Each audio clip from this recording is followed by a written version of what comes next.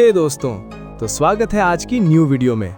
तो आज वीडियो में मैंने एक आर्क को कंप्लीट किया है और आपने थंबनेल में देख ही लिया होगा टाइटल। तो चलिए वीडियो को जल्दी से शुरू करते हैं। और गाइस, अपना सपोर्ट ऐसी ही बनाए रखना। इसको कंप्लीट करने के बाद मैं एक और मस्त सीरीज को एक्सप्लेन करूंगा। चैप्टर का नाम है नई शुरुआत। फिर तनाबे का ऑफिस है ये। कोवर्कर बोलता है, तनाबे, क्या तनाबे यहाँ है? दूसरा कोवर्कर बोलता है, वो अभी अभी निकला है। तीसरा कोवर्कर बोलता है, क्या सच में?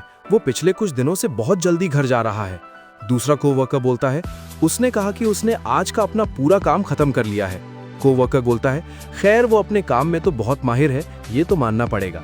शायद उसकी कोई गर्लफ्रेंड बन गई है। दूसरा कोवर्कर बोलता है, तुम्हें ऐसा क्यों लगता है? कोवर्कर बोलता है, उसने पहले भी ऐसा किया है। मुझे लगता है वो उस तरह का इंसान है जो किसी एक औरत के लिए अपना 100% दे देता है। फिर घर का सीन। फिर हिना बोलती है, मम्मी मुझे आपसे कुछ बात करनी है, क्या आपके पास थोड़ा वक्त है? मॉम बोलती है, हाँ क्यों नहीं, बताओ बेटा क्या बात है? हिना बोलती है, ये तनाबे सान के बारे में है। मॉम बोलती है, हाँ बोलो। हिना बोलती है, पिछले हफ्ते उन्होंने मुझसे शादी के इरादे से साथ रहने के लिए पूछा था, लेकिन मैंने उन्हें मना कर दिया है। मुझे बस ऐसा लगा कि हम बहुत सी बातों में एक दूसरे के लिए सही नहीं हैं। मैं जानती हूँ कि आपने सिर्फ मेरा भला सोचा था और मैं नहीं चाहती थी कि आपके और आपके क्लाइंट के बीच बातें अजीब हो जाए, इसीलिए मैं काफ़ी कश्मकश में थी। लेकिन मम्मी बोलती हैं, ओह बस इतनी सी बात थी, ये ठीक है, इस बारे में फ़िक्र मत करो। और मैं तो किसी बड़े धमाके के लिए खुद को तैयार कर रही थी। मैंने ये रिश्ता सिर्फ इसीलिए बताया था क्योंकि मैं तुम्हें खुश देखना चाहती हूँ बेटा। मैं जानती हूँ कि तुम बहुत कुछ सह चुकी हो। प्लीज़ ऐसा मत सोचना कि मैं तुम्हें जल्दी शादी करने के लिए मजबूर कर रही हूँ। अपने दिल की सुनो हीना, मुझे दुख है कि तुमने इस बारे में इतनी फिक्र की कि तुम्हारी तबीयत खराब हो गई। हीना बोलती है, नहीं मैं भी माफ़ी मांगती हूँ, शुक्रिया मम्मी। फिर सीन चेंज होता है। फिर तनाबे बोलता है, मैं आ गया। तनाबे के पापा बोलते हैं, क्या तुम दौड़ने गए थे? चलो अच्छा है कि तुम परिवार के साथ खाना खाने के वक्त पर वापस आ गए। फिर तनाबे बोलता है, सॉरी। तनाबे के पापा बोलते हैं, वैसे उस लड़की के साथ तुम्हारी बातें कैसी चल रही हैं? तचिबाना-सान की बेटी, क्या सब सही चल रहा है? फिर तनाबे एक अजीब मुस्कुराहट के साथ बोलता है, हाँ सब बहुत बढ़िया चल रहा है। फिर सीन चेंज होता है। कस्टमर बोलता है, सुनिए। नात्सुओ काम करते हुए बोलता है, जी बस अभी आया। फिर देखते हैं वो हीना होती है। गाइस, क्या तुम्हें हीना क्यूट नहीं लग रही? मुझे तो बहुत क्यूट लग रही है। तुम बताना कमेंट कैसे लग रही है। हीना बोलती है, देखो कौन काम पर मेहनत कर रहा है। फिर बोलती है, मेरे लिए एक BLT और एक आइस्ड कॉफ़ी लाना प्लीज़। नात्सुओ बोलता है, मेरा मजाक मत उड़ाओ। फिर बोलता है, क्या तुम लंच ब्रेक पर हो? हीना बोलती है, नहीं आज मेरी नाइट शिफ्ट है। मैं बस यहाँ से गुजर रही थी क्योंकि मुझे तुम्हें कुछ बताना था।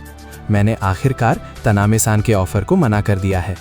मुझे बस लगा कि ये रिश्ता काम नहीं करेगा।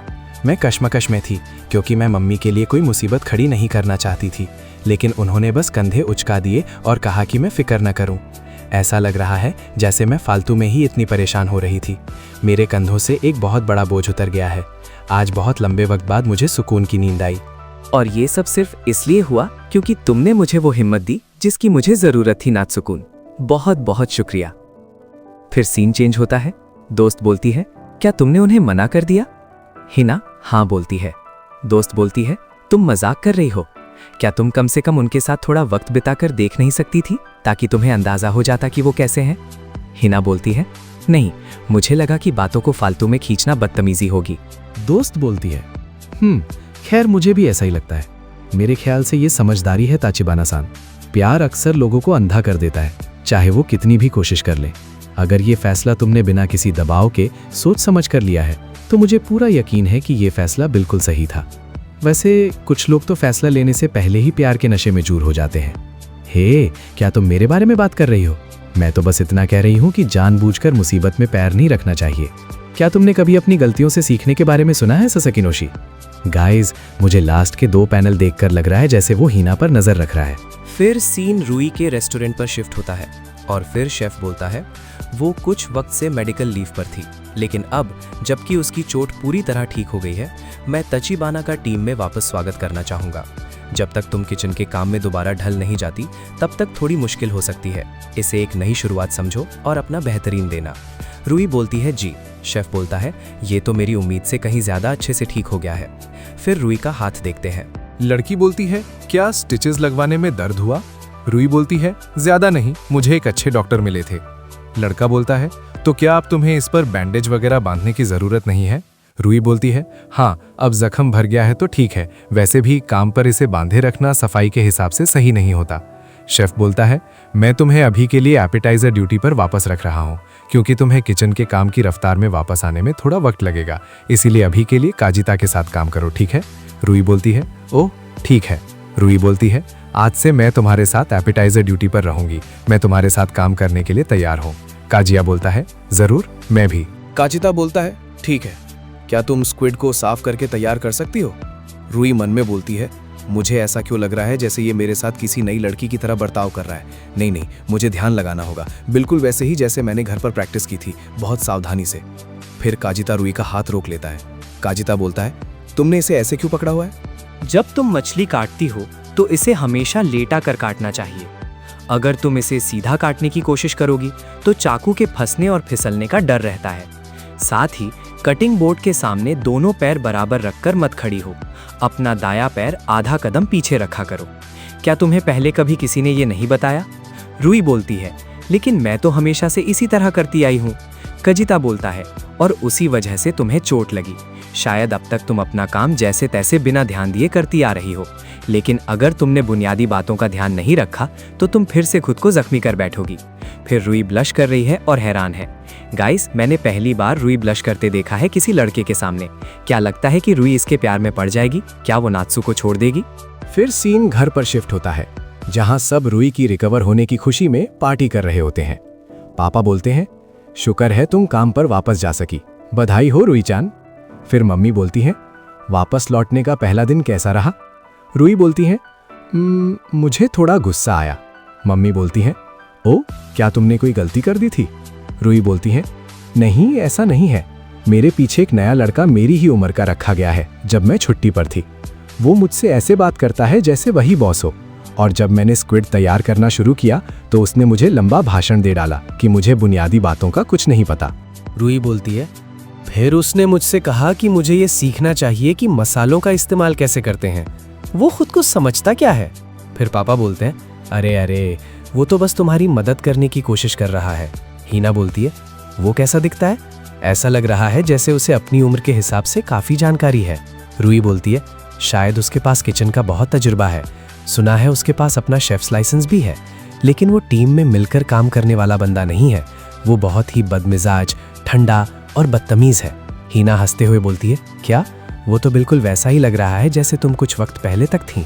रुई बोलती है, हाँ, मैं इतनी बदतमीज नहीं थी। हीना बोलती है, पता नहीं, तुम भी कभी कभी काफी सख्त हो जाती थी। रुई बोलती है, अच्छा सच में? मैं तो भूल ही गई। फिर थोड़ी देर बाद पापा बोलते हैं, नात्सुओ, क्या तुम आज रात यहीं रुक रहे हो? नात्सुओ हाँ बोलता है। फिर सीन रुई के कमरे पर शिफ्ट होता है। नात्सू अंदर आता है। फिर नात्सू बोलता है, काम पर वापस लौटने के लिए बधाई। रुई शुक्रिया बोलती है। नात्सू बोलता है, तो वो तुम्हारे काम वाला नया लड़का, वो काफी परेशान करने वाला है ना? रुई बोलती है, बिल्कुल।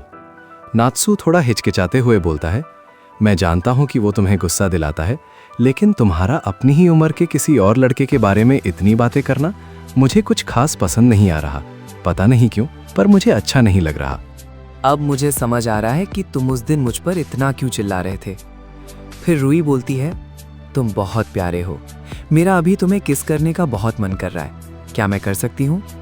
नात्सू बोलता है, हाँ, वैसे भी मेरा भी वही मन है। फिर सीन चेंज होता है। लड़की बोलती है, तनाबे की एक्स गर्लफ्रेंड। लड़का बोलता है, हाँ, मैं उसे जानता हूँ, हम साथ में काम करते थे। लड़की बोलती है, वो कैसी थी? लड़का बोलता है, वो सुंदर थी और सबका ख्याल रखने वाली भी। कुल मिलाकर वो एक बहुत अच्छी लड़की थी, लेकिन मेरे ख्याल से जैसे ही उनका ब्रेकअप हुआ, उसने अचानक कंपनी छोड़ दी। ऐसी अफवाह है कि उसे मेंटल ब्रेकडाउन हो गया था और उसे हॉस्पिटल में भर्ती करवाना पड़ा था। गाइस, इधर शायद तनाबे की पुरानी गर्लफ्रेंड की बात हो रही है, हीना की नहीं। और फिर देखते हैं तनाबे रात को हीना के घर के बाहर खड़ा है और पता नहीं वो क्या करने की कोशिश कर रहा है। चैप्टर है 176 और नाम है जिंदगी के मोड़ पे खड़े होके पुरानी यादों को याद करना। फिर सीन में दिखाते हैं नात्सू के पापा बाहर आए हैं और वो मेल बुक से कुछ निकाल रहे हैं। और बोलते हैं ये क्या है। फिर अंदर आकर बोलते हैं चुकीको-सान, मुझे ये मेल बॉक्स में मिला। रूही बोलती है क्या हुआ। पापा बोलते हैं ओ, मेल बॉक्स में एक पैकेज था, क्या किसी ने कुछ ऑर्डर किया था, इस पर कोई एड्रेस या टिकट नहीं है। रूही बोलती है अंदर देखूं। पापा बोलते हैं एक नेकलेस। रूही बोलती है अरे कितना प्यारा है। पापा बोलते हैं लेकिन ये मेल बॉक्स में क्या कर रहा था। हीना घबराहट और हैरानी से नेकलेस को देखते हुए। फिर हीना बोलती है मैं निकल रही हूँ। मॉम बोलती अपना ध्यान रखना। रूही पीछे से आकर बोलती है हीना नी चलो साथ चलते हैं। हीना बोलती है हाँ, क्या तुम थोड़ा देर से नहीं जाती। रूही बोलती है हाँ, लेकिन मैं आज के मेन्यू की तैयारी में थोड़ा ज़्यादा वक्त देना चाहती हूँ। फिर रूही बोलती है सुनो, क्या तुमने उस नेकलेस को पहचान लिया हीना नी। जब मम्मी ने वो बॉक्स खोला तब तुम काफी हैरान लग रही थी। फिर नात्सुओ की पास्ट की बात याद आती है। हीना नात्सु बोलता है अगर तुम कभी भी परेशान हो तो तुम हमसे किसी भी बारे में बात कर सकती हो। फिर हीना बोलती है नहीं, एक पल के लिए मुझे लगा कि ये बिल्कुल वैसा ही नेकलेस है जैसा मेरे पास पहले हुआ करता था, लेकिन ये वो बिल्कुल नहीं है। रूही बोलती है अजीब है ना, शायद किसी ने गलती से गलत घर में डाल दिया होगा। फिर सीन चेंज होता है। एडिटर बोलता है इंतजार के लिए माफी चाहता हूँ, कुछ पीना चाहोगे। नात्सु बोलता है ओ हाँ शुक्रिया, मैं चाय लूंगा। एडिटर बोलता है मैंने तुम्हारी नई कहानी पढ़ ली है, मैं तुम्हें अपना ईमानदार पहला रिएक्शन देता हूँ, ये बहुत अच्छी थी, ये बिना किसी परेशानी के पब्लिकेशन मीटिंग में पास हो जानी चाहिए।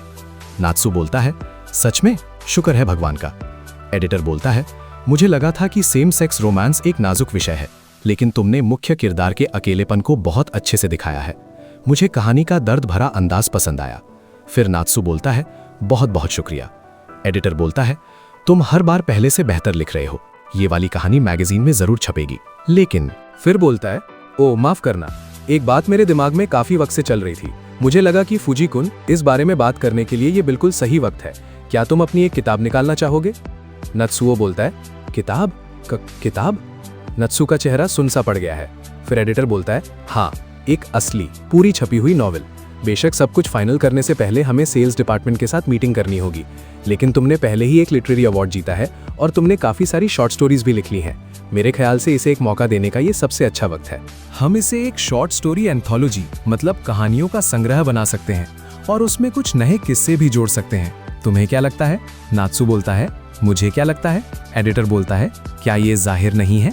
नात्सु बोलता है मुझे लगता है ये बहुत बढ़िया है, मैं अपनी पूरी जान लगा दूंगा। फिर सीन चेंज होता है। एडवर्टाइजमेंट पोस्टर इंस्टेंट क्लासिक, एक सस्पेंस थ्रिलर जो 15 साल के उभरते हुए सितारे ने लिखा है। ये सुजुको अज़मीना वही लड़की है जिसने नात्सु की कहानी को कचरा कहा था। फिर नात्सु एक बुक शॉप में जाता है जहां वो बुक्स को देखता है और उधर सारी न्यू बुक है जो राइटर ने अभी अभी पब्लिश की है, और फिर बोलता है अपने मन में वाह, इस स्टोर ने भी इसे रखा हुआ है, अगर मैंने अपनी किताब निकाली तो वो भी इसी तरह यहाँ टेबल पर सजी होगी, है ना। और नात्सु सुजुको अज़मीना की बुक को देखकर बोल रहा है ये बात। फिर फ्लैशबैक में त्सुताया बोलता है क्या तुम खुश हो। नात्सुओ बोलता है हाँ, बहुत ज्यादा। एडिटर बोलता है अब मैं तुम्हें कुछ बहुत जरूरी बताना चाहता हूँ। नात्सुओ बोलता है वो क्या है। एडिटर बोलता है अगर तुम कोई किताब निकालने वाले हो तो उसका बिकना जरूरी है। नात्सुओ बोलता है सही कहा, मैं समझ गया। एडिटर बोलता है अच्छा है, जो किताबें 1,00,000-100,000 से ज्यादा बिकती हैं उन्हें कामयाब माना जाता है। 10 लाख 1 मिलियन से ऊपर वाली बेस्ट सेलर होती हैं। क्या तुम जानते हो ज्यादातर अनजान ऑथर्स कितनी किताबें बेच पाते हैं। सिर्फ 3,000। नात्सुओ बोलता है 3,000, 30,000 नहीं। एडिटर बोलता है और ये भी मैं बहुत जेनरस होकर बोल रहा हूँ, हालांकि ज्यादा किताबें बेचने के लिए कुछ ट्रिक्स होते हैं, तुम्हारे पास लिटरेरी अवार्ड विनर का टाइटल है जो काम आएगा। नात्सुओ बोलता है टाइटल। एडिटर बोलता है जो किताबें दुकानों तक पहुंचती हैं उन्हें शुरुआत में अक्सर सामने वाली बड़ी डिस्प्ले टेबल पर रखा जाता है। नात्सुओ बोलता है उन्हें वहां ऐसे सजाया जाता है ताकि लोगों को उनके कवर आसानी से दिख सके, है ना। फिर एडिटर बोलता है उस वक्त तुम एक तरह से किरिया-कुन और तोगन सेंसे जैसे बड़े लेखकों के साथ मुकाबला कर रहे होगे। नात्सुओ मन में घबराते हुए बोलता है मेरे सबसे बड़े साथी ही मेरे सबसे खतरनाक दुश्मन बन जाएंगे। एडिटर बोलता है लेकिन दुकानों में ये डिस्प्ले टेबल सबसे खास जगह होती है। जैसे जैसे नई किताबें आती हैं, अगर तुम्हारी किताब इतनी नहीं बिकी कि वो अपनी जगह बरकरार रख सके तो तुम्हारी किताब को 1 हफ्ते के अंदर ही वहां से हटाया जा सकता है। नात्सुओ चिल्लाकर बोलता है 1 हफ्ता। एडिटर बोलता है फिर उन्हें वापस पीछे की अलमारियों में भेज दिया जाता है जहां वो लेखक के नाम के हिसाब से लाइन में लगी होती हैं, वहां वो बिल्कुल नजर नहीं आती, और अगर वो फिर भी नहीं बिकी तो उन्हें फ्लोर से हटाकर गोदाम में डाल दिया जाता है या फिर सीधा पब्लिशर को वापस भेज दिया जाता है। नात्सो तो अंदर अंदर टूट गया है। फिर एडिटर बोलता है, और अगर कोई नया ऑर्डर नहीं आया और उन्हें लगा कि ये सिर्फ जगह घेर रही है, तो आखिर में टुकड़े टुकड़े रिसाइकल्ड दोबारा इस्तेमाल के लिए भेजना। किताबों का ये हाल होता है। बहुत से लोगों को लगता है कि हार्ड कवर किताबें महंगी है, इसलिए वो सस्ती किताब के आने का इंतजार करते हैं, लेकिन अक्सर पेपर बैग तब तक नहीं बनती जब तक हार्ड कवर अच्छी न बिकी हो। फिर देखते हैं नात्सु उधर बैठा था, उधर लिखा है कोई जवाब नहीं, सिर्फ हड्डियां बची हैं। एडिटर बोलता है, मानता हूं ये सुनने में थोड़ा कड़वा लग रहा है, लेकिन हम आजकल जानकारी के जमाने में रह रहे हैं। तुम ये भी कह सकते हो कि आजकल नए सीखने वालों के लिए बड़े मौके हैं। अगर तुम एक अच्छी किताब लिखते हो जो लोगों के दिलों को छू जाए तो उसकी बात फैलने लगती है, चाहे वो बुक स्टोर के प्रमोशन से हो या सोशल नेटवर्किंग साइट से। आजकल लोग मजे के लिए इंटरनेट पर नॉवल लिखते हैं और उन्हें लाखों व्यूज और मूवी की डील्स मिल जाती हैं। इसका कारण वही नेटवर्क है जो हमारे पास आज मौजूद है। मैं बस ये कहना चाहता हूँ कि अगर तुम कुछ कमाल का लिखते हो तो लोगों को उसके बारे में जरूर पता चलेगा। मैं तुम्हें किताब निकालने का सुझाव इसलिए दे रहा हूँ क्योंकि मुझे भरोसा है कि तुम में वो बात है। चलो एक हिट किताब बनाते हैं, फूजी। फिर नात्सुओ बोलता है, जी जरूर। फिर नात्सुओ मन में बोलता है, कहना आसान है पर करना मुश्किल। सुताया सान ने कहा कि क्वालिटी सबसे ज्यादा मायने रखती है, लेकिन ऐसा नहीं है कि हर अच्छी किताब को उतनी तवज्जो मिलती है जितनी मिलनी चाहिए। मैं ऐसा क्या कर सकता हूँ जिससे मेरी किताब इस ढेर में कहीं खो न जाए? फिर नात्सुओ बुक स्टोर में खड़े होकर बोलती है, अब जब मैं किताबों के समुद्र को देख रहा हूँ तो दबाव अब सही में महसूस हो रहा है। फिर आवाज आती है गहरी सोच में डूबे होने की, और देखते नात्सुओ के बगल में लड़की खड़ी है, और हम देखते हैं वो मियू होती है, और नात्सुओ उसको देखकर एकदम हैरान हो जाता है। फिर मियू बोलती है, फुजिकुन, ओ वाह, कितने दिनों बाद मिले, कैसे हो तुम? नात्सुओ बोलता है, मैं बिल्कुल ठीक हूँ। मियू बोलती है, तुम देखने में काफी गहरी सोच में लग रहे थे, क्या बात है? नात्सुओ बोलता है, ओह मैं किताबों के पॉप डिस्प्लेस के लिए कुछ आइडियाज लेना चाहता था। मियू बोलती है, मैं एक बुक स्टोर में पार्ट टाइम काम कर रही हूँ। नात्सुओ बोलता है, सही है। मियू बोलती है, लेकिन तुम्हें पता है मुझे कहना पड़ेगा। फिर नात्सुओ उसको देखता है और बोलता है, आशिहारा सान, तुम थोड़ी बदली हुई लग रही हो, तुम अब पूरी तरह से कॉलेज की लड़की लग रही हो। आशिहारा खुशी से उछलते हुए बोलती है, सच में? ओ माफ करना, मैं आजकल अपने लुक पर थोड़ा काम कर रही हूँ, खुशी है कि ये काम कर रहा है। आशिहारा बोलती है, बात यह है कि कॉलेज में हर कोई कितना स्टाइलिश लगता है ना, सबके कपड़े इतने अच्छे होते हैं, और बहुत सी लड़कियां अपने बाल भी लाइट रंग के करवा लेती हैं। आशिहारा शीशे में खुद को देखते हुए बोलती है, ओ भगवान, मैं कितनी बच्ची जैसी लग रही हूँ। फिर नात्सुओ से बोलती है, इसीलिए मुझे थोड़ा अजीब महसूस होने लगा और मैंने काशीबारा सान से मेकअप और फैशन सिखाने के लिए कहा। नात्सुओ बोलता है, हाँ, मोमो तो इस मामले में उस्ताद है। आशिहारा बोलती है, और अब जब मैं स्कूल से बाहर आ गई हूं तो हमेशा ये उम्मीद रहती है कि कहीं रास्ते में किरिया सेन से मिल जाए और हम दोनों की बात बन जाए, है ना? इसीलिए मैं सबसे अच्छी दिखना चाहती हूं। नात्सुओ बोलता है, समझ गया, मुझे लगता है ये भी एक बड़ा कारण है। फिर आशिहारा बोलती है, तुम क्या कर रहे हो फुजिकुन, तुम्हारी राइटिंग कैसी चल रही है? फिर नात्सुओ बोलता है, ओ काम, स्कूल, वही सब चल रहा है, मैं ठीक हूँ। असल में अगर सब कुछ सही रहा तो शायद मैं जल्द ही एक किताब निकाल सकता हूँ। फिर आशिहारा चिल्लाकर बोलती है, क्या तुम अपनी किताब निकाल रहे हो फुजिकुन? फिर नात्सु बोलता है, अरे रुको, मैंने बस इतना कहा कि शायद। फिर आशिहारा बोलती है, बिल्कुल नहीं, मैं तो जरूर एक कॉपी खरीदूंगी, ये तो बहुत बड़ी खबर है। फिर वो तुरंत फोन पर टाइप करने लगती है। मोमो फोन पर मैसेज देखकर बोलती है, क्या? फुमिनो बोलती है, हाँ, इसे देखो शिबासाकी-कुन। फिर एलेक्स, वो फोन देखते हुए खुश हो जाता है। फिर आशिहारा नात्सु से बोलती है, काशीबारा सान ने कहा है कि हमें साथ मिलकर इसका जश्न मनाना चाहिए। फिर नात्सु बोलता है, अरे अभी तो ये पक्का भी नहीं है। फिर सीन चेंज होता है, गर्मियों की छुट्टियां, सफेद बादल, टकराती हुई लहरें। फिर मोमो बोलती है, मैं आप सबका शुक्रिया अदा करना चाहता हूं कि आपने अपने बिजी शेड्यूल से वक्त निकाला और आज यहाँ आए। तो अब नात्सुओ कुन की पहली किताब की खुशी में फिर मोमो बोलती है, चलो पार्टी करते हैं। फिर नात्सुओ बोलता है, तुम लोग बस बाहर घूमने का एक बहाना ढूंढ रहे थे, है ना? चैप्टर का नाम है ट्राइंग टू चेंज। मोमो बोलती है, अरे चलो भी, तुम्हारी ये खुशखबरी बिल्कुल सही वक्त पर आई है नात्सुओ कुन। क्या तुम्हें नहीं लगता कि हमारे लिए एक मिनी क्लास रियूनियन करने का ये बिल्कुल सही मौका था? एलेक्स बोलता है, म्यूचान, क्या तुमने बाल कर्ल करवाए हैं? आशी हरा बोलती है, हाँ, मैं थोड़ा नया लुक चाहती थी।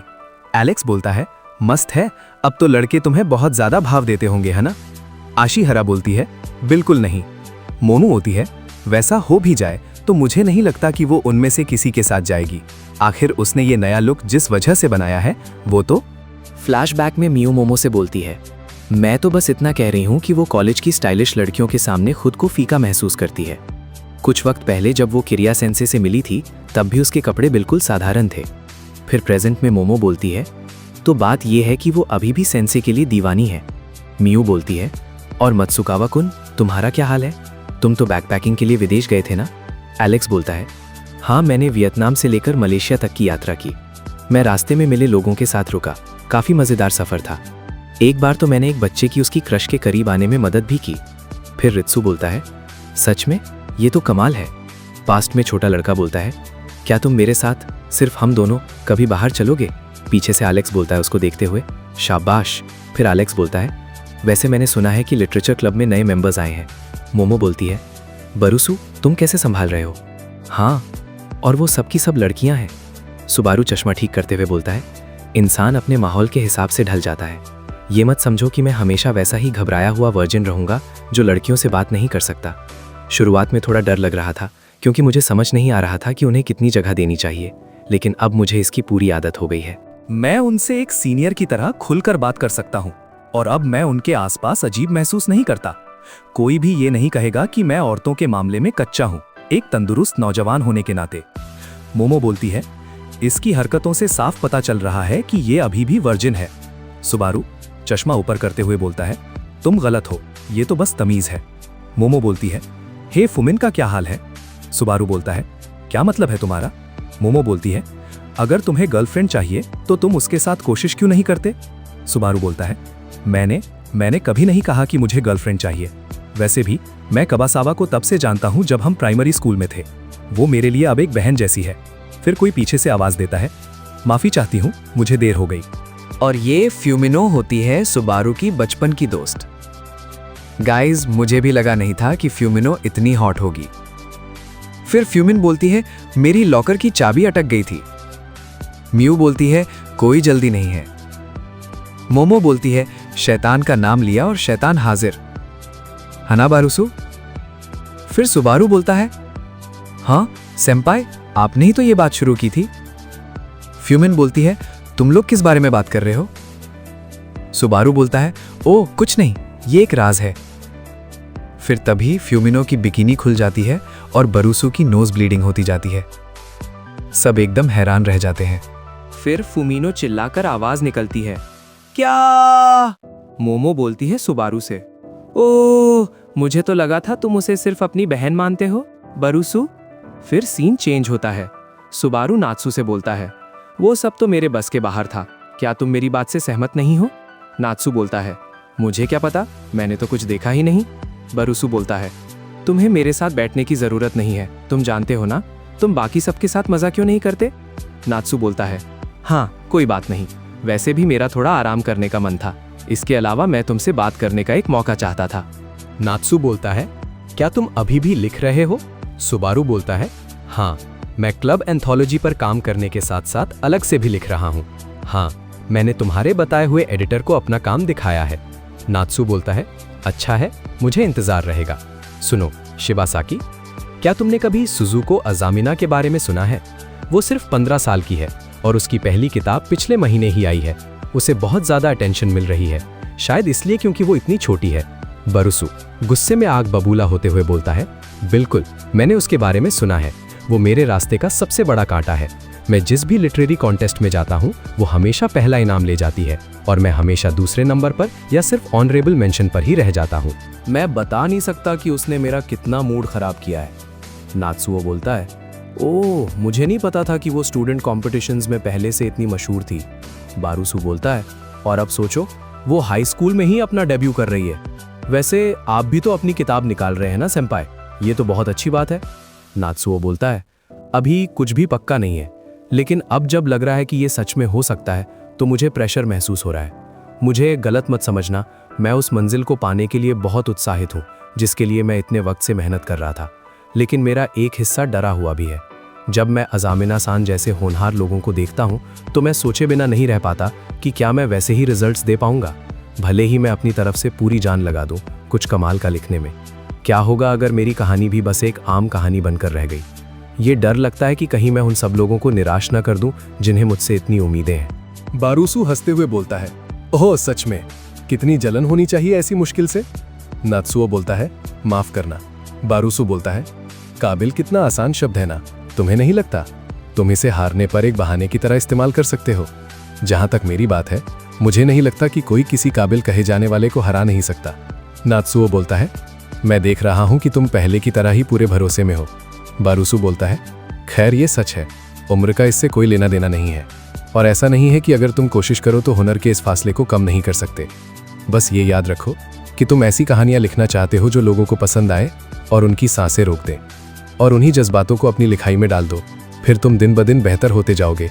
इतना आसान है ये। आखिरकार खुद को हर रोज बेहतर बनाना ही आगे बढ़ने का एकमात्र रास्ता है।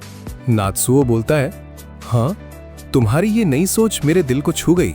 बारूसू बोलता है, क्या तुमको ये पुराने ख्याल के आदमी हो?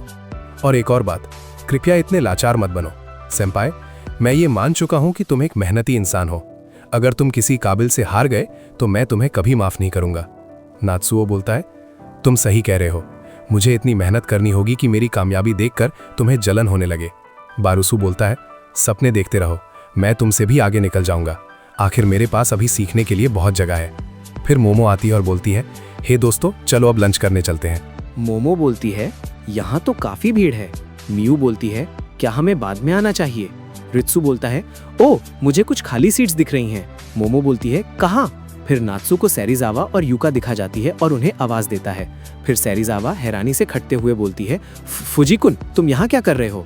नात्सु बोलता है, कमाल का इत्तेफाक है, मैं यहाँ अपने हाई स्कूल के दोस्तों के साथ आया हूँ। एलेक्स नात्सु से बोलता है, नाचान, क्या तुम इन्हें जानते हो? मोमो बोलती है, ओह, ये लोग नात्सुकुन के प्ले में थे। रित्सु बोलता है, हे, तुम सही कह रहे हो, सही है।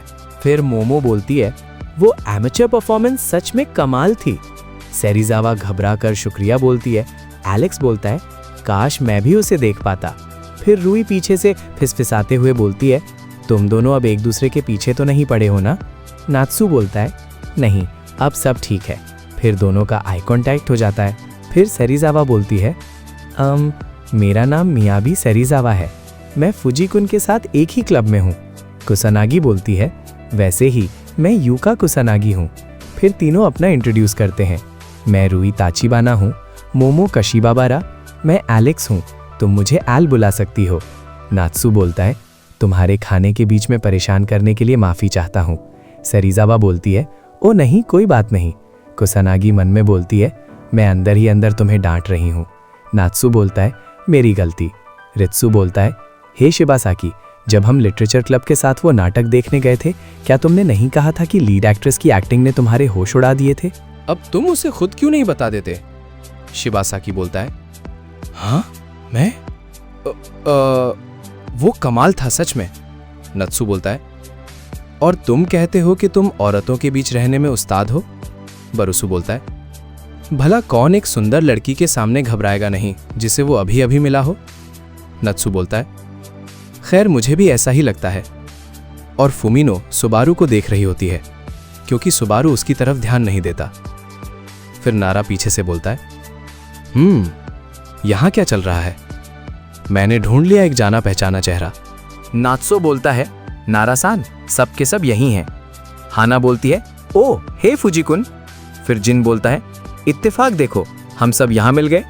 नात्सो बोलता है, क्या तुम लोगों का क्लब के बाहर कोई दोस्त नहीं है? नारा बोलता है, मेरा तो नहीं है सच में। चिका बोलती है, हाँ मेरा है, हम तो बस आज एक ग्रुप बनाकर यहाँ आ गए। नात्सो बोलता है, मैं यहाँ अपने हाई स्कूल के दोस्तों के साथ हूँ, हम सेरिजावा और कुसानागी से भी अभी अचानक मिले। नारा बोलता है, ओ अच्छा, हाई स्कूल से दोस्त, हाँ। फिर नारा एलेक्स से बोलता है, बोलो, क्या तुमने कभी अपना खुद का कोई नौकर रखने के बारे में सोचा है? नात्सुओ बोलता है, माफ करना, पर क्या तुम कृपया मेरे दोस्तों को बिगाड़ना बंद करोगे? नारा बोलता है, बिगाड़ना? कितनी बदतमीजी है। नात्सुओ बोलता है, तुम तो बस यही चाहते हो ना कि वो तुम्हें कड़े चाबुक से मारे और तुम पर गरम वैक्स गिराए, है ना? नारा बोलता है, तुम्हें कैसे पता चला? नात्सुओ बोलता है, वैसे तुम्हें हमें ज्वाइन करने के लिए किसने कहा? नारा बोलता है, अरे चलो भी, यहाँ और कोई जगह खाली नहीं है और हम दोस्त हैं ना? जिन बोलता है, ओए फुजी, मेरी सेटिंग करवा दे, तुम्हारे सब दोस्त एक से बढ़कर एक माल हैं। नात्सुओ बोलता है, यहाँ लगभग सबका पहले से ही चक्कर चल रहा है, मुझे लगता है सिर्फ कबासाबा-सान ही सिंगल है। फिर तुरंत फुमिन घबराते हुए बोलती है, माफ करना, मेरा कोई है जिसे मैं पसंद करती हूँ। जिन बोलता है, क्या सच में? नात्सुओ बोलता है, बहुत बुरा हुआ। फिर नारा बोलता है, ओ हाँ, हम वहाँ वॉलीबॉल खेल रहे थे, क्या तुम लोग भी हमारे साथ खेलना चाहोगे? फिर सब वॉलीबॉल खेलते हैं।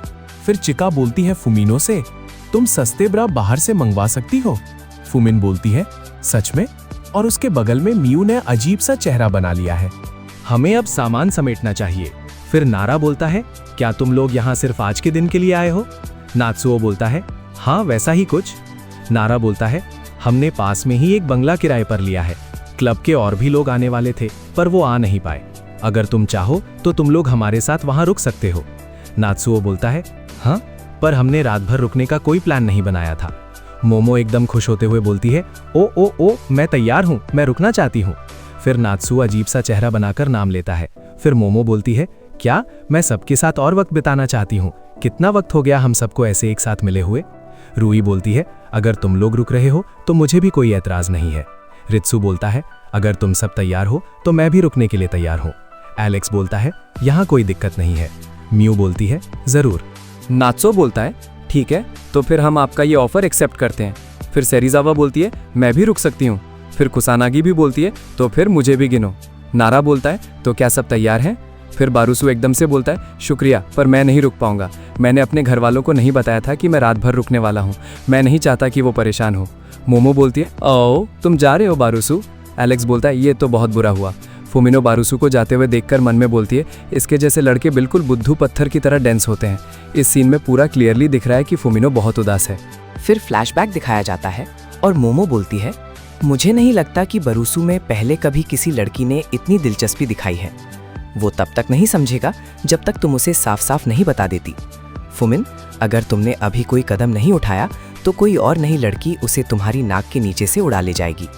फिर फुमिन ने बरूसु का हाथ जोर से पकड़ लिया और बोलती है, बस अपने घर पर फोन करके बता दो कि तुम रुक रहे हो। फिर फुमिन शर्म से लाल होते हुए बोलती है, आखिर हम यहाँ आए ही हैं तो हमें रात यहीं बितानी चाहिए। चैप्टर 78 शुरू होता है और चैप्टर का नाम बस सिर्फ दोस्त। बरूसु बोलता है, मुझे छोड़ो, इसमें इतनी बड़ी बात क्या है, मेरे जाने से कोई फर्क नहीं पड़ने वाला। फुमिन बोलती है, इससे बहुत बड़ा फर्क पड़ता है, ये लिटरेचर क्लब की पार्टी है, हमें सबसे मिलने का मौका बार बार नहीं मिलता, तुम्हें पता है ना। बरूसु बोलता है, ऐसा थोड़ी है कि हम उनसे फिर कभी नहीं मिलेंगे। एलेक्स बोलता है, हिम्मत मत हारना फुमिन। फिर मोमो बोलती है, मुझे इस बात की ज्यादा फिक्र है कि एक लड़की ने बरूसु का हाथ पकड़ा है, कहीं वो घबराहट में पागल ना हो जाए, बजाय इसके कि वो रुकेगा या नहीं। रित्सु बोलता है, मुझे नहीं लगता कि ऐसा कुछ होगा। फिर फुमिनो गुस्से में मुंह फुलाकर वहां से भागने लगती है। बारूसु बोलता है, क्या वो गुस्सा है? मोमो बोलती है, बहुत अच्छे। बारूसु, तुम बड़े वाले बदतमीज हो। बारूसु बोलता है, हाँ, मैं बुरा क्यों बन गया? फिर बारूसु उसके पीछे भागता है। फिर फुमिनो फोन पर हंसते हुए बोलती है, ओ, क्या ये शिबासाकी कुन की बड़ी बहन है? नमस्ते, मैं काबासावा बोल रही हूँ। मैं इसलिए फोन कर रही हूँ क्योंकि ऐसा लग रहा है कि लिटरेचर क्लब आज रात बीच पर ही रुकने वाला है। बारूसु घबराते हुए बोलता है, ओए, तुम ये क्या कर रही हो? फुमिनो बोलती है, क्या सुबारू कुन भी रुक जाए तो चलेगा? ओ सच में? फिर तो कोई बात नहीं, आपका बहुत बहुत शुक्रिया। फिर फुमिन जीभ निकालते हुए बोलती हैं, लो, हो गया, अब तुम्हारे पास बचने का कोई बहाना नहीं है। फिर रात हो चुकी है और समुंदर के किनारे बंगलों का मंजर दिखाया गया है। कोई बोलता है, गरम गरम ही खा लो दोस्तों। सब बोलते हैं, ठीक है। जिन बोलता है, मैं पूरे दिन तलाश करता रहा पर एक भी हाथ नहीं आई। रित्सु बोलता है, किस चीज की तलाश में थे? जिन बोलता है, लड़कियों की। लोग उस बीच को लवर्स कोस्ट कहते हैं, मुझे लगा था वहां किसी को फंसाना आसान होगा, पर चीका बोलती है, सच में? हाँ, मुझे नहीं लगता कि वो नाम लड़कियां पटाने के बारे में है। शायद उसकी ये पहचान बीच तक फैल गई क्योंकि वो बिल्कुल बगल में ही है। कहते हैं कि जो कपल्स वहाँ पास के पहाड़ों में बने श्राइन में साथ प्रार्थना करते हैं वो हमेशा खुशी खुशी साथ रहते हैं। जिन बोलता है, क्या ऐसा है? हे, मेरे पास एक आइडिया है, क्यों ना हम सब उस मंदिर चलें? हम जोड़ियाँ बना सकते हैं और इसे किसी हिम्मत वाले काम की तरह कर सकते हैं। चीका बोलती है, मुझे लगता है तुम्हें ये सब बंद कर देना चाहिए। जिन बोलता है, हाँ अरे चलो ना, इससे हमें एक दूसरे को बेहतर जानने का मौका मिलेगा। चीका बोलती है, याद है जब हम सब अम्यूजमेंट पार्क के भूत बंगला में गए थे और तुम इतना डर गए थे कि रोने वाले थे? गुड लक किसी के सामने हीरो बनने के लिए। जिन बोलता है, पुरानी बातें मत उछालो। चीका बोलती है, तुम उन लड़कों को झेल ही नहीं सकते जो अचानक सामने आ जाते हैं। क्या तुम खुद को और शर्मिंदा करना चाहते हो? एलेक्स बोलता है, बिल्कुल मेरी तरह। नाचन, तुम्हारे कॉलेज के सीनियर्स बहुत मजेदार हैं। नात्सुआ बोलता है, मुझे नहीं पता उन्हें मजेदार कहूँ या सिर्फ अजीब। एलेक्स बोलता है, मुझे खुशी है, ऐसा लग रहा है कि तुम कॉलेज में काफी मजे कर रहे हो। नात्सुआ बोलता है, एल, ऐसा लग रहा है कि तुम्हारी बॉडी पहले से ज्यादा बन गई है, तुम्हारी ट्रिप अच्छी रही होगी। एलेक्स बोलता है, शायद, मैं हर वक्त कहीं ना कहीं घूम ही रहा था, बहुत सारी जगह देखकर मजा आया। नात्सुआ बोलता है, क्या तुम रास्ते में किसी से मिले? तुमने इस पूरी ट्रिप में एक बार भी मुझसे रूई को चिनने की कोशिश नहीं की।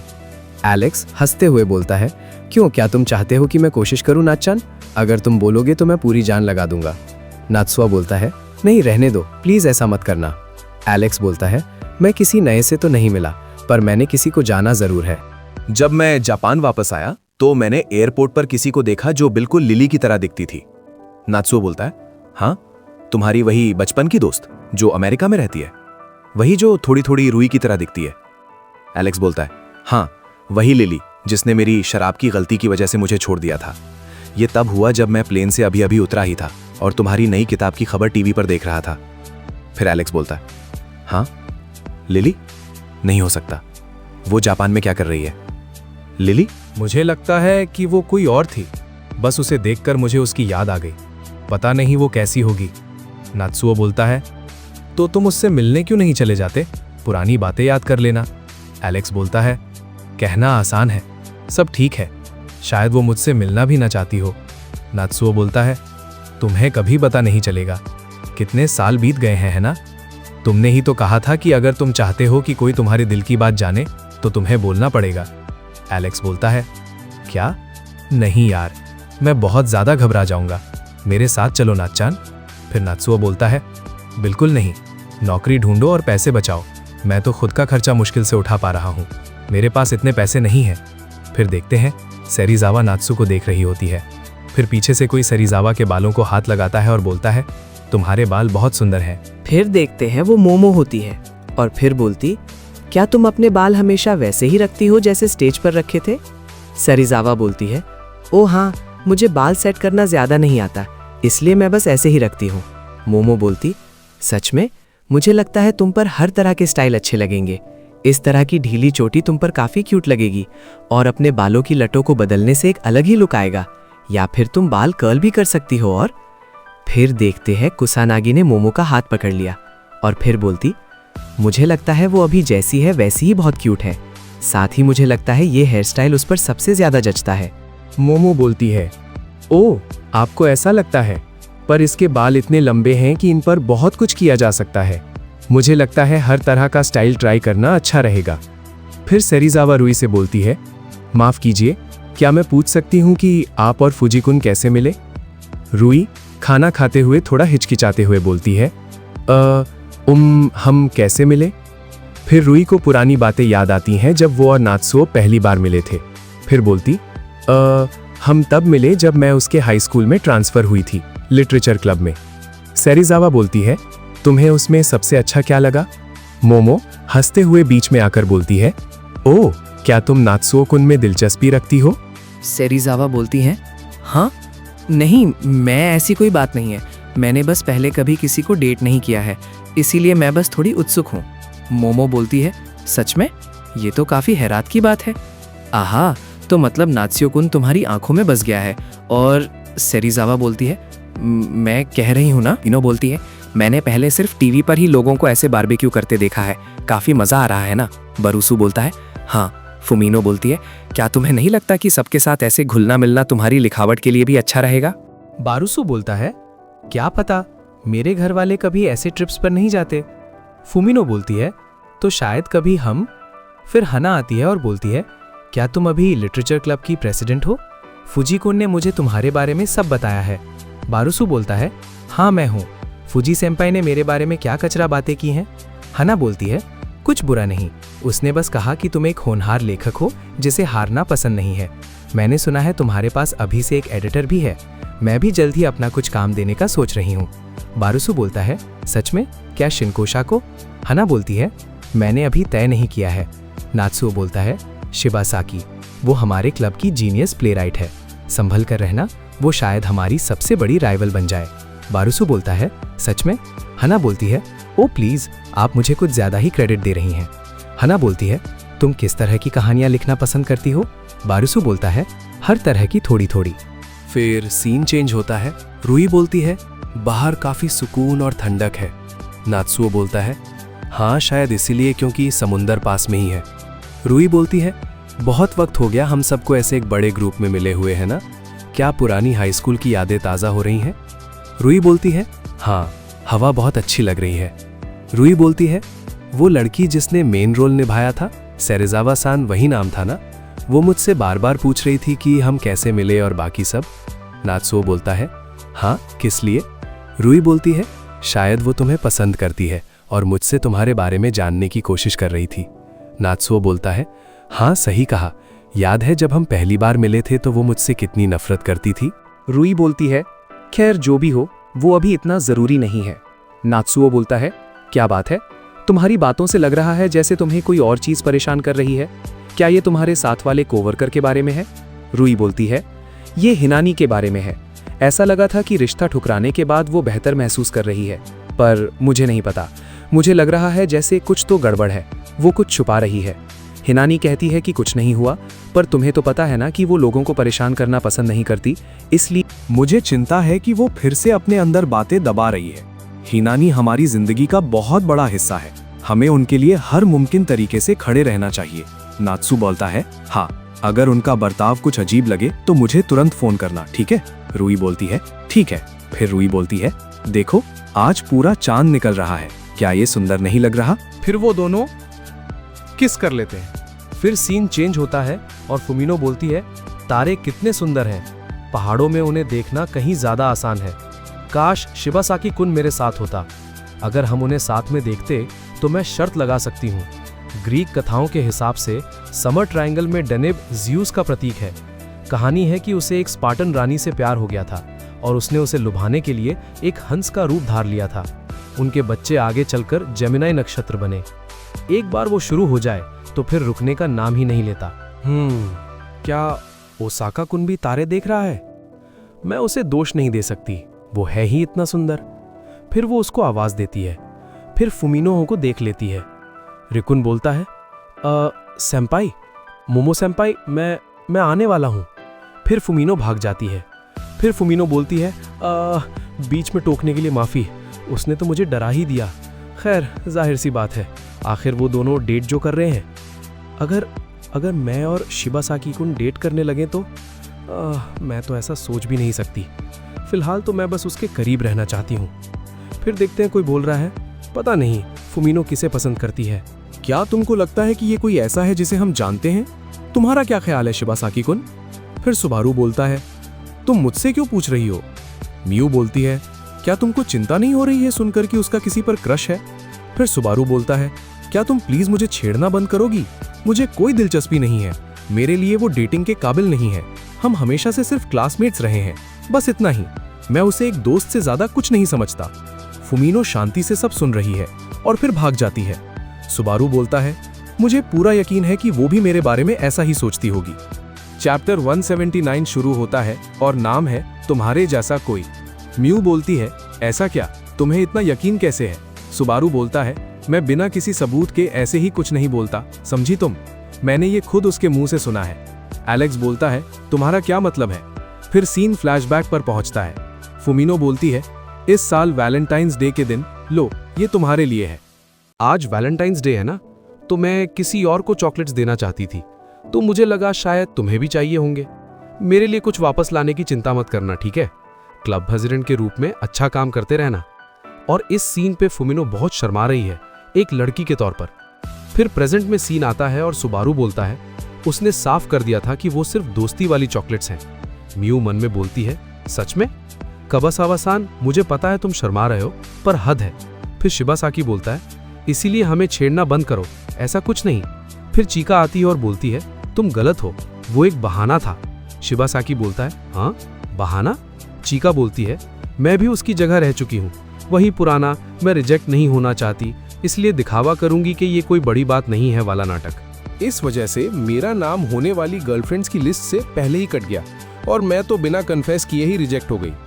किसी की बातों को बस ऊपर ऊपर से मत सुनो, उसकी आंखों में झांक कर देखो। अगर तुमसे बात करते वक्त उसकी आंखें चमकती हैं तो समझ जाओ कि वो तुम्हें पसंद करती है। किसी नतीजे पर पहुंचने से पहले ये सब ध्यान से देखा करो। यूजी बोलता है, बीच में टोकने के लिए माफी, हम इसे 1 सेकंड के लिए भी अकेला नहीं छोड़ सकते। बस करो चिका, तुमने काफी पी ली है, इन बच्चों को अपनी शराब के नशे वाली बातों से परेशान करना बंद करो। फिर चिका बोलती है, और एक और बात, वो सिर्फ क्लासमेट वाला बर्ताव बस खुद को बचाने का एक तरीका है। शिबासाकी मन में बोलता है, ये कब से हमारी बातें सुन रही थी। खैर मुझे लगता है कि उसकी दी हुई सलाह अच्छी थी। फिर सीन चेंज होता है। फिर मोमो और रिक्कुन बोलते हैं, हम वापस आ गए। नात्सुओ बोलता है, लगता है तुम दोनों की वॉक काफी अच्छी रही। हना बोलती है, क्या तुम दोनों ने जंगल में थोड़ा प्यार व्यार किया? जिन बोलता है, अबे यार हट तेरी की। यूजी बोलता है, अपने गुस्से का गुस्सा कपड़ों पर मत निकालो। नारा बोलता है, क्या सब लोग वापस आ गए हैं? मैं जल्द ही घर लॉक करना चाहता हूँ। मियू बोलती है, हाँ कबासा बसान कहाँ है? एलेक्स बोलता है, हाँ अब ध्यान आया तो। मोमो बोलती है, मुझे उसकी सैंडल्स भी नहीं दिख रही हैं। फिर देखते हैं चिका सुबारू से बोल रही होती है, तुम उसे ढूंढने जाओ। शिबासाकी बोलता है, हाँ मेरे अकेले जाने से अच्छा है कि हम सब मिलकर ढूंढे तो जल्दी मिल जाएगी। चिका बोलती है, नहीं नहीं, मुझे लगता है तुम्हें अकेले ही जाना चाहिए। मोमो बोलती है, मुझे भी यही लगता है, वो ज्यादा दूर नहीं गई होगी। मियू बोलती है, मैं सहमत हूँ। एकदम नारा उनके बीच आके बोलता है, मैं तीसरा। नात्सुओ बोलता है, तुमसे तो किसी ने पूछा ही नहीं। सब बोलते हैं, जाओ उसे ले आओ। शिबासाकी बोलता है, इनका मसला क्या है? फिर वो मन में सोचता है, कसम से क्या जिन लोगों के पास इतना खाली वक्त होता है उन्हें सिर्फ इश्क विश्क की ही परवाह होती है? अगर ये लोग हमें ऐसे ही छेड़ते रहे तो हमारे लिए क्लब की एंथोलॉजी पर साथ काम करना मुश्किल हो जाएगा, जैसे कि मुझे पता चल जाएगा सिर्फ उसकी आंखों में देखकर। शिबासाकी मन में बोलता है, क्या ये अगर उसने इसे यहाँ गिराया है तो क्या इसका मतलब ये है कि वो जंगल के अंदर गई है? शिबासाकी बोलता है, लेकिन क्यों? कबासावा रोते हुए बोलती है, मुझे और ज्यादा टिश्यू साथ लाने चाहिए थे। मैं भूल गई थी कि नाक और आंसू हमेशा साथ में आते हैं। मुझे अपनी आंखें सुखानी पड़ेंगी। मैं इस हालत में वापस नहीं जा सकती और मैं बिल्कुल नहीं चाहती कि शिबासाकी को पता चले कि मैं रो रही थी। फिर शिबासाकी बोलता है, कबासावा तुम यहाँ बाहर क्या कर रही हो? क्या तुम रो रही थी? कबासावा बोलती है, मत देखो। शिबासाकी बोलता है, क्या हुआ? क्या बात हो गई? कबासावा बोलती है, कुछ नहीं, मैं ठीक हूँ, इसका तुमसे कोई लेना देना नहीं है, समझे? शिबासाकी बोलता है, ओह अच्छा ऐसा है, खैर जल्दी से वापस चलते हैं, सब परेशान हो रहे हैं। कबासावा बोलती है, ओके। शिबासाकी बोलता है, मुझे याद नहीं आ रहा कि मैं इतनी दूर निकल आया था, माफी चाहता हूँ, मैं बस बिना सोचे समझे कहीं भी जा रहा था। सुनो कबासावा, तुम कॉटेज से यहाँ तक कैसे पहुंची? सुबारू बोलता है, हम पहाड़ों में हैं, अगर तुम किसी खाई से नीचे गिर जाते तो खैर शायद मुझे ऐसा नहीं बोलना चाहिए था। ओह देखो, उस तरफ रास्ता थोड़ा खुला हुआ लग रहा है, क्या वही सही रास्ता है? शिबासाकी बोलता है, एक मंदिर? ये तो काफी छोटा है। फुमिनो बोलती है, तुम सही कह रहे हो, पता नहीं ये किसका मंदिर है, यहाँ कोई बोर्ड भी नहीं लगा है। क्या तुम्हें लगता है ये वही मंदिर है जिसके बारे में उस कॉलेज वाली लड़की ने बताया था, वो जोड़ियां बनाने वाला मंदिर? सुबारू बोलता है, ओह हाँ, खैर कम से कम हम वापस रास्ते पर तो आ गए हैं। अगर हम इस रास्ते पर चलते रहे तो हमें वापस जाने का रास्ता मिल जाना चाहिए। फुमिनो बोलती है, रुको, क्या हम 1 मिनट के लिए यहाँ रुक सकते हैं? मैं इस मंदिर में दुआ मांगना चाहती हूँ। फिर सुबारू उसे हैरानी से देख रहा है। फिर काबासावा मंदिर के सामने खड़ी होकर ताली बजाती है और दुआ मांगने लगती है। फिर देखते हैं 1 मिनट बीत जाता है, फिर 2 मिनट बीत जाते हैं। फिर शिबासाकी बोलता है, हाँ इसे इतनी देर क्यों लग रही है? फिर शिबासाकी मन में बोलता है, इसकी पलकें काफी लंबी है। कबासावा बोलती है, इंतजार करने के लिए शुक्रिया। शिबासाकी बोलता है, नहीं कोई बात नहीं। फिर दोनों जाने लगते हैं। कबासावा मन में सोचती है, शुरुआत में मुझे लगता है ये सिर्फ एक गुनाह का एहसास था। मेरे पापा और उनके पापा की कंपनी के बीच जो कुछ भी हुआ उसके बाद मुझे बहुत बुरा लग रहा था, इसीलिए मैं हमेशा उनके बारे में थोड़ी चिंता में रहती थी। उनके पापा की कंपनी डूबने के बाद हालात बिल्कुल भी आसान नहीं रहे होंगे, मुझे पूरा यकीन है। लेकिन शिबासाकी कुन ने फिर भी स्कूल का एक दिन भी मिस नहीं किया। और वो हर रोज लाइब्रेरी जाते थे, जहां वो अपनी पूरी जान अपनी लिखावट में झोंक देते थे। उनके आसपास एक अजीब सा, एक रूहानी असर महसूस होता था। पुरानी बातों को याद करूं तो मुझे लगता है वही वक्त था जब मैं सुबारू चलते चलते चिका की बातों को यादों में सोचता है। वो सब एक बहाना था, और तुम्हारा ये वो सिर्फ एक क्लासमेट है वाला बर्ताव बस खुद को बचाने का एक तरीका है। फिर पास्ट में उसकी मम्मी बोलती है, हे सुबारू, क्या तुम्हें कोई चॉकलेट मिली? सुबारू बोलता है, बस एक दोस्त से। मम्मी बोलती है, ओ बेचारे मिस्टर अनपॉपुलर। सुबारू बोलता है, चुप रहो। फिर सुबारू उस चॉकलेट बॉक्स को देखता है। फिर सीन प्रेजेंट में शिफ्ट है और दोनों बोलते हैं, हम वापस आ गए। मोमो बोलती है, स्वागत है, तुम लोगों ने तो बहुत देर लगा दी। चिका बोलती है, बताओ बताओ कैसा रहा? नहीं, ये बताओ कि तुम दोनों कितनी दूर तक गए थे। शिबासाकी बोलता है, कुछ नहीं हुआ समझे, हम बस रास्ता भटक गए थे और कुछ नहीं। चिका बोलती है, क्या? फिर देखते हैं रात का नजारा है और चिका शराब पीकर सो रही है और एलेक्स भी सो गया है। फिर शिबासाकी अकेले बैठकर चांद देख रहा है। फिर काबासावा आती है। शिबासाकी कुन। शिबासाकी बोलता है, काबासावा। फिर फुमिनो बोलती है, क्या तुम्हें भी नींद नहीं आ रही? सुबारू बोलता है, देखो ना, यहाँ से सितारे कितने खूबसूरत दिखते हैं, है ना? फिर दोनों एक साथ बाहर बैठ जाते हैं। फिर शिबासाकी बोलता है, हे फूजी सेनपाई की एक क्लासमेट ने, वो जो लंबी वाली लड़की है, उसने मुझसे अभी कुछ देर पहले कुछ कहा था। उसने कहा कि लड़कियां कभी कभी लड़कों के लिए अपनी फीलिंग्स को छुपाने की कोशिश करती हैं, जैसे कि वैलेंटाइंस डे की चॉकलेट्स को सिर्फ एक दोस्ती का दिखावा बताना। मुझे ये एहसास बिल्कुल पसंद नहीं है, ताकि मैं ज़्यादा उम्मीद ना लगा लूँ और चीज़ें मेरे लिए आसान रहें। ये जो डर मेरे दिल में बैठ रहा है, अगर मैं गलत समझ रहा हूँ तो मैं चाहता हूँ कि तुम मुझे बता दो। अगर मैं अपनी दिमागी ताकत इस तरह की फालतू चिंताओं में बर्बाद करता रहा तो मेरी राइटिंग पर बुरा असर पड़ेगा। तो फिर फुमिनो सुबारू को किस कर लेती है।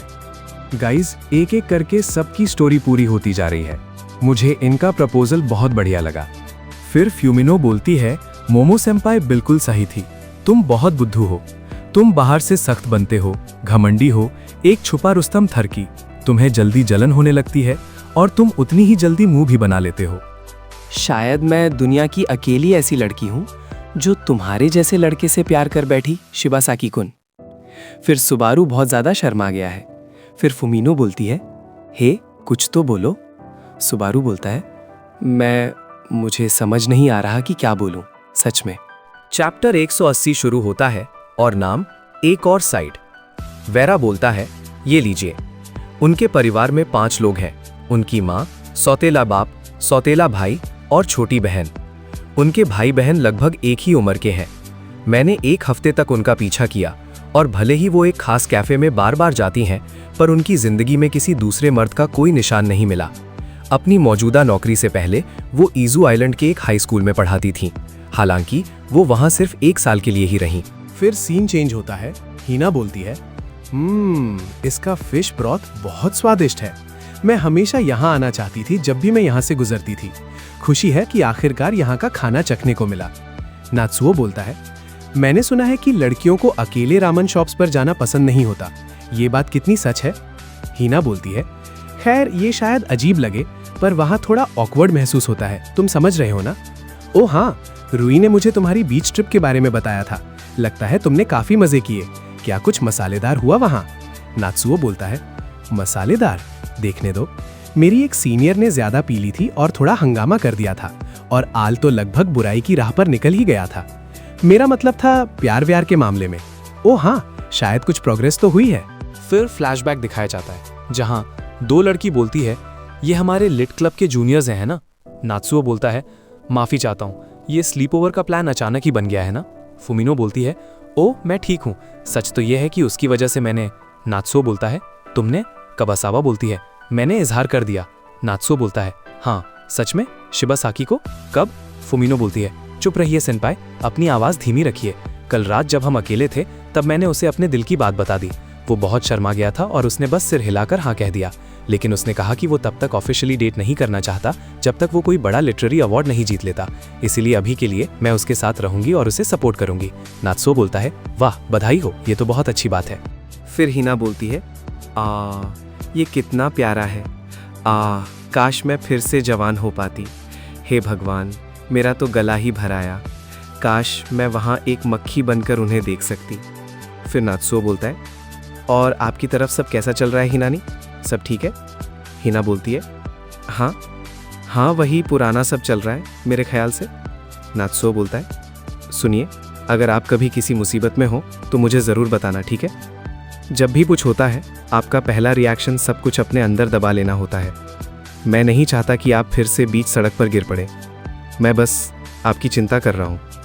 हिना बोलती है, नात्सुओ-कुन, अगर मैं कभी मुसीबत में फंसी तो क्या तुम मेरी हिफाजत करोगे? वो हैरान होकर उसे देख रहा है। फिर हीना हंसकर बोलती है, मैं तो बस मजाक कर रही थी। मैं बिल्कुल ठीक हूं। बताने लायक कुछ भी नहीं है। काम पर सब अच्छा चल रहा है। मेरे सीनियर्स मेरे साथ बहुत अच्छे हैं। फिर हिना जाने लगती है और फिर देखते हैं तनाबे आता है और बोलता है, हिना-सान, हेलो, क्या आप घर जाने हैं? आपसे यहाँ मिलकर अच्छा लगा। आप कैसी हैं? हिना बोलती है, गुड, शुक्रिया। तनाबे बोलता है, ओह, सही वक्त पर मिली है। मुझे आपसे कुछ पूछना था, तो ये मिलना बिल्कुल परफेक्ट रहा। क्या तुमने मुझे लाइन पर ब्लॉक कर दिया है? मुझे थोड़ा शक हुआ क्योंकि काफी वक्त से मेरे किसी भी मैसेज पर रीड लिखा हुआ नहीं आया। मैं जानता हूं तुमने मुझे मना कर दिया था, पर यकीनन तुम इतनी घटिया हरकत तो नहीं करोगी कि मुझे ब्लॉक कर दो, है ना? हीना बोलती है, माफ करना, मैं चेक करने में बहुत ज्यादा बिजी थी। तनाबे बोलता है, अच्छा चलो कोई बात नहीं, शायद मैंने थोड़ा ज़्यादा ही दबाव डाल दिया था।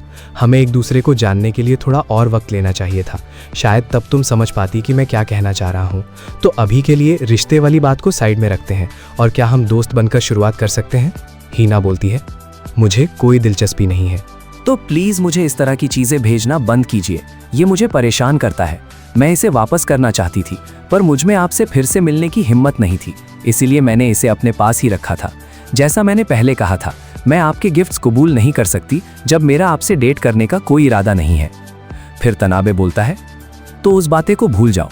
मैं चाहता था कि ये तुम्हारे पास रहे, इतना रिजर्व करने की कोई ज़रूरत नहीं है। शायद मैंने पहले इसे कम करके बताया हो, पर मुझे नहीं लगता कि तुम्हारा हर चीज़ वापस करने वाला बर्ताव बहुत अच्छा लग रहा है। अगर तुम्हें थोड़ा सा भी बुरा लग रहा है तो प्लीज इसे अपने पास ही रखो। फिर तनाबे की आंखों में एक अजीब सा जुनून दिख रहा है। फिर रूई के रेस्टोरेंट पर शिफ्ट होता है सीन।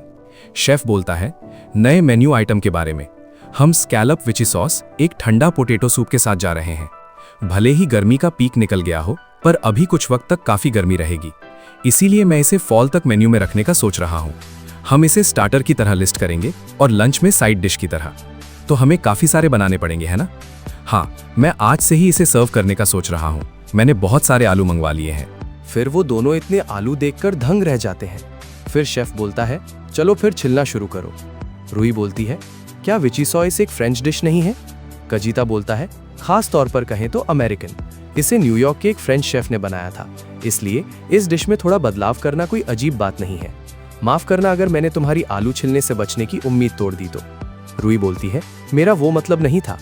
रूई बोलती है, ठीक है, इतने आलू लंच के लिए काफ़ी होंगे, है ना? कजीता बोलता है, नहीं, हमें बाकी के एपेटाइजर्स की तैयारी बाद में करनी होगी। अगर तुम थोड़ा दिमाग चलाओ तो समझ जाओगी कि आलू ठंडे होने में वक्त लगता है, इसलिए अभी सारे छिल लेना ही ज़्यादा बेहतर है।